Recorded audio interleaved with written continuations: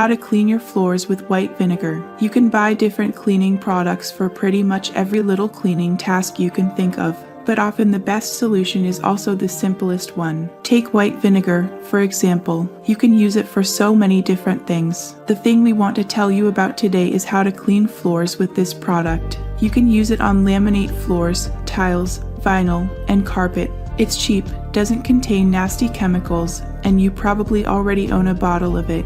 Why does vinegar work? Vinegar has a pH value of around 2.5, which means it's very acidic. Because of this, it's capable of very easily dissolving dirt and lime. It also has to disinfect properties, although it doesn't work just as well as alcohol, of course. That's why it's smart to use cleaning products that are a little stronger for truly dirty cleaning tasks. Don't use vinegar on natural stone because it can leave behind stains. Don't use it on unpolished wooden floors either. For daily informative videos, subscribe to my YouTube channel by clicking the subscribe button below. Thank you. See you in my channel.